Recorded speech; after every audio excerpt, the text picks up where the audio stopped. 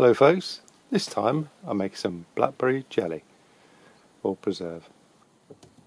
It's the same as blackberry jam, but I decided not to include the pips and all the skins, so I'm going to do the straining method like I did with the elderberries.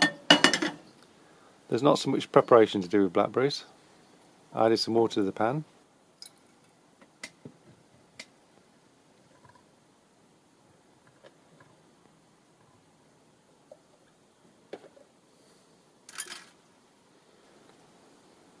Going to pour them in.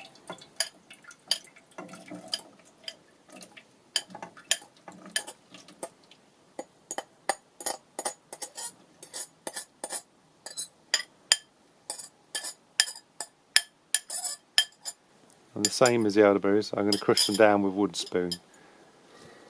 Like I said in my other video, I really prefer to use a wooden rolling pin and use the end of that to stomp it down, because that works quite well. It's a lot quicker. The idea of this is just to get the juices out, so I'm only going to heat it up until that's occurred.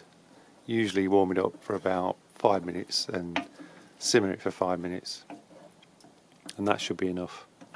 And after that you can take it off the heat and then pour it into a muslin cloth. I was doing a batch process with this. I just done my elderberries, that's in the bottle, and this time it's the turn for the blackberries. That's why the muslin's already that colour.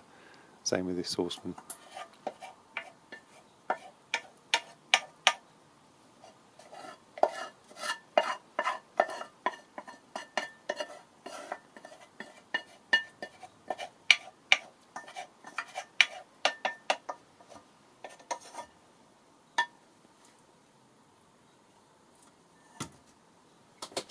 And then once it's all in, just unpeg and take the corners of the muslin, fold them all up and get my piece of string again and tie them up, and then suspend them to let the juices flow out.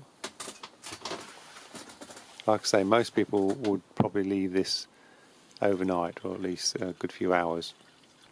But I was in a hurry, partly because I was doing my batch process.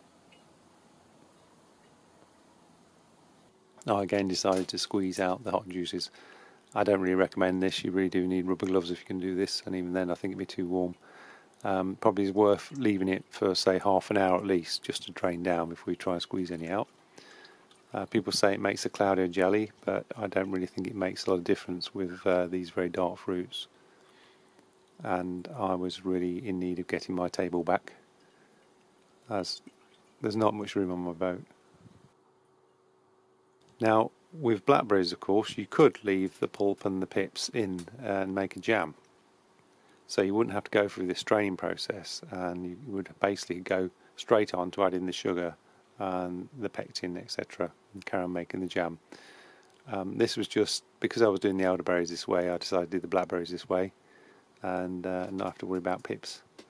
But you do lose quite a bulk of the fruit, so I only got 1 jar of jam out of this process, whereas I would have probably got the similar amount of I probably would have got a similar amount of blackberry jam as the elderberry jelly, because the blackberries seem to give out less juice.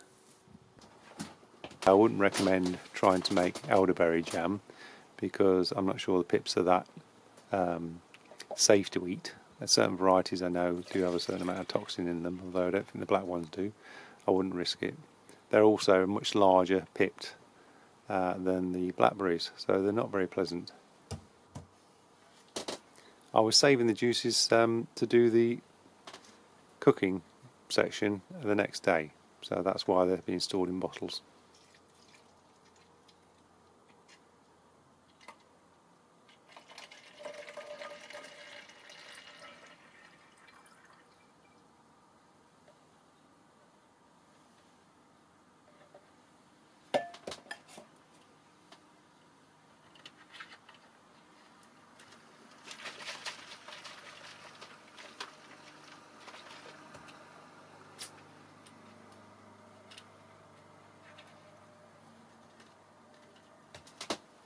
And as you can see, I think I got something like 450 millilitres of elderberry juice, but only got 300 millilitres of blackberry juice.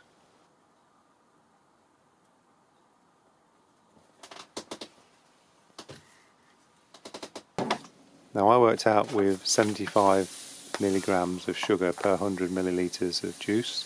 I needed about 220 milligrams of sugar.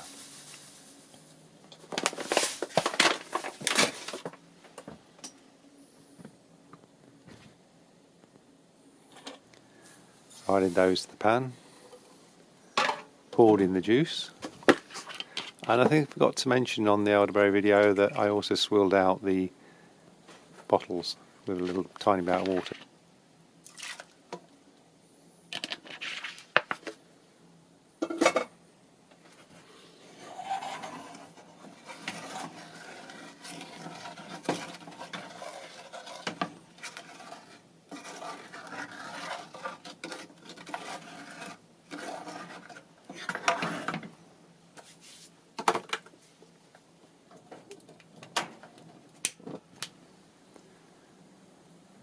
Next thing is to put it on the heat, and I used half a lemon for this as well. I think half a lemon may have been too much, but rather than waste it, I decided to use all of it. And the odd pip fell in again, so I had to scoop those out with the spoon.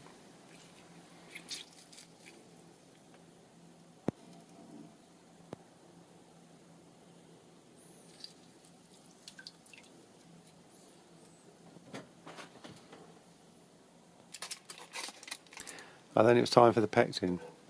Now the sachets of pectin I was using, I only needed about a quarter of a sachet for this amount of sugar, as each sachet is designed for a kilogram of sugar. That's about 2.2 pounds.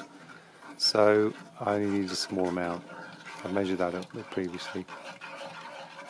The thing about buying the pectin is that although it seems more complicated, you've got to stir it in, and it does seem like it takes a bit of encouragement.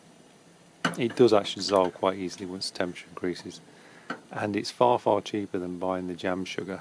And also, obviously, you can use your sugar for other jobs in the kitchen, whereas jam sugar has already got the pectin in, so it's not really ideal for baking, etc., with the gelling agent added. Now this time I just put the thermometer in. I've skipped quite a lot of cooking here. It's already up to the boiling process now, and what I decided to do was not to do the drop test with the cold plate. I just went by the thermometer and decided that I would stop cooking when I got to 106 degrees centigrade. So that's what I did, and we're almost there now. Somewhere around here, I think.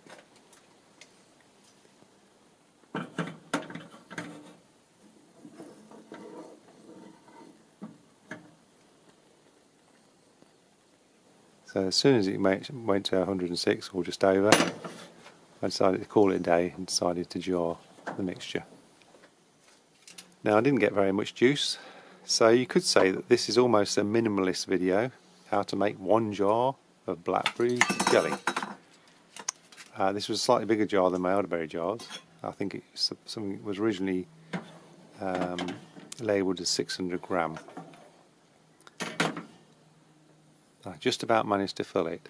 I did have a very tiny amount left over in the pan. As I said in my other video, this is definitely my favourite part. I definitely recommend getting the jam making funnel because it makes life so easy.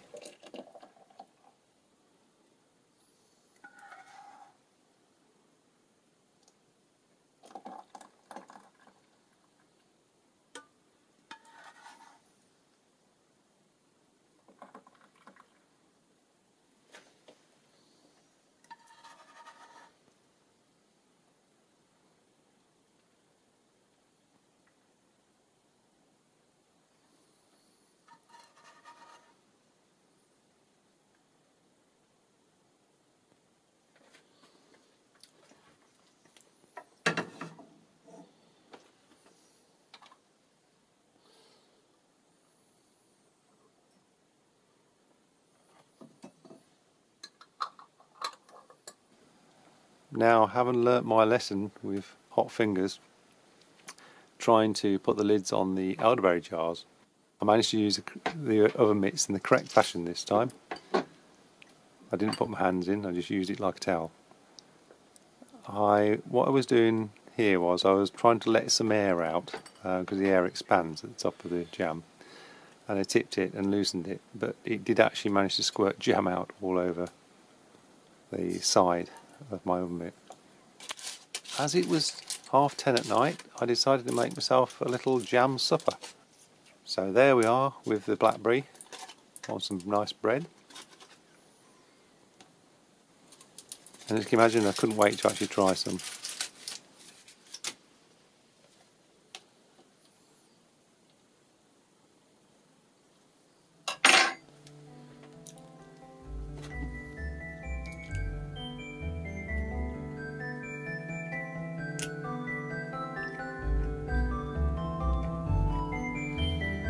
Super.